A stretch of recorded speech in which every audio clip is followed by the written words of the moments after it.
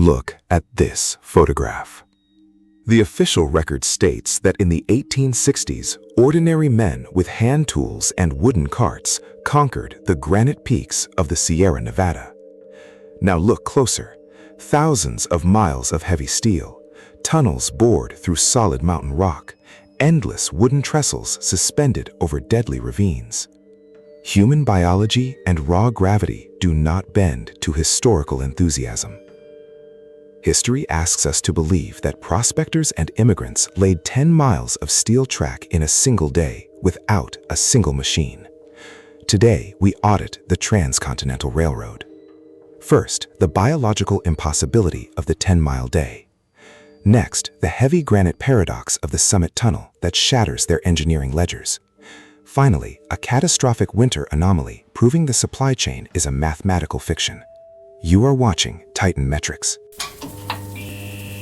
On April 28, 1869, the Central Pacific Railroad allegedly achieved an engineering miracle. Charles Crocker and his team of laborers supposedly laid 10 miles of iron rails in a single daylight shift. Historians call it a triumph of the human spirit. We call it a statistical impossibility. Let us take their claim, put it in a virtual calculator, and run the logistics. We will not use complex physics. We will only use common sense math. 10 miles equals 52,800 feet. Standard iron rails of the era were 30 feet long. To cover 10 miles, you need exactly 3,520 iron rails. A single rail weighed 560 pounds. That is nearly 2 million pounds, 1,000 tons of dead weight. But you do not just drop rails on the dirt. You need 25,000 heavy wooden ties, and to secure the rails to the wood, you must drive over 55,000 iron spikes by hand using heavy sledgehammers. Let's audit the biological timeline. A 12-hour daylight shift contains 43,200 seconds. Divide that by 3,500 rails. That gives the workers exactly 12 seconds per rail. Think about the sheer absurdity of this mathematical reality. In 12 seconds, a crew of men must physically lift a 560-pound iron bar, carry it forward, align it perfectly parallel to the previous rail, drop it onto the wooden ties, gauge the exact width, and then other men must step forward and violently swing heavy sledgehammers to drive 16 iron spikes into solid wood. And they must do this every 12 seconds without stopping for water, without slowing down from muscular fatigue, for 12 straight hours. The human body is a biological engine. It runs on calories and oxygen. It produces lactic acid. You cannot swing a 10-pound sledgehammer with pinpoint accuracy every 12 seconds for 12 hours. The muscle tissue simply fails. The cardiovascular system collapses. Does this sound like the biological capacity of human laborers, or does it sound like a mathematical fairy tale designed to explain a railway that was already there? The 10-mile day alone destroys the official timeline, but laying track on flat dirt is relatively easy. Let us escalate the audit to the stone. Look at the archival photographs of the Donner Pass. Pay close attention to the Summit Tunnel. To push the railway through the Sierra Nevada, the engineers had to bore a hole through 1,659 feet of solid, unbroken granite. This brings us to the heavy granite paradox. Dynamite was not widely available or utilized by the railroad crews in 1866.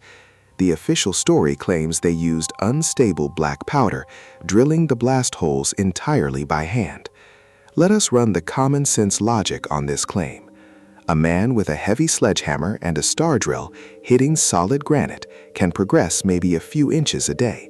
The rock is incredibly dense, and black powder is a low explosive. It pushes rock. It does not shatter it into fine dust like high explosive dynamite. But the real impossibility is the volumetric removal. Once you blast the rock, you create thousands of tons of jagged, heavy granite debris inside a claustrophobic, unventilated black tube. How do you remove it? You do not have diesel loaders. You have exhausted men with wooden wheelbarrows and iron shovels. You cannot manually shovel thousands of tons of jagged granite in the pitch black, choking on toxic black powder smoke at the speed claimed by the official ledgers. If the ventilation is inadequate, the men asphyxiate. If a wooden wheelbarrow breaks over the jagged rocks, the tunnel is blocked. The sheer volume of material that had to physically lifted and hauled out by human arms contradicts the timeline of the mountain crossing. If the excavation is a statistical anomaly, the supply chain is an absolute logistical absurdity.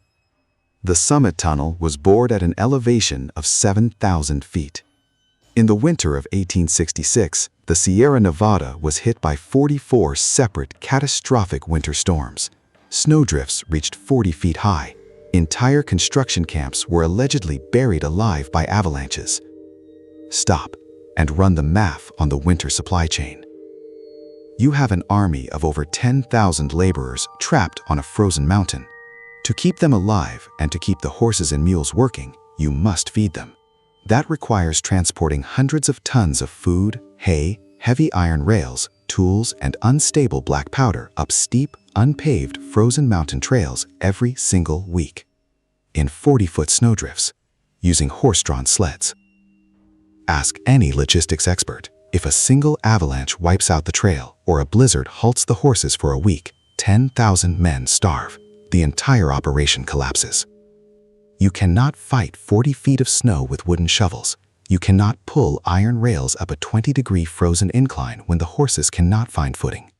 Yet, the official ledgers show continuous, miraculous progress through the most brutal winters in recorded history. The timeline never breaks. The paperwork remains perfectly, suspiciously sterile. A supply chain relies on friction and gravity. In a blizzard at 7,000 feet, friction vanishes and gravity becomes a death sentence. History asks us to accept a romantic ledger, but common sense logic requires physical evidence. When the official timeline of a megastructure is mathematically impossible, we must look at the physical reality left behind. If the 10-mile day brutally violates the biological limits of human muscle and time, if the volumetric removal of solid granite defies the limits of wooden wheelbarrows, and if the winter supply chain violates the non-negotiable laws of survival, we are left with only one mechanically sound conclusion: the old world anomaly. The flawless, sterile reports hide a massive, undocumented truth. The mathematics prove the pioneers did not build this impossible rail network through the mountains from scratch. They simply did not have the time, the tools, or the horsepower. Which leaves us with the ultimate silent implication. If human biology cannot lay 1,000 tons of steel in 12 hours, whose rails were they actually polishing for the historical photographs? The forensic audit of the math proves that perfect construction reports do not exist. There are only well-hidden anomalies, buried under thousands of tons of steel.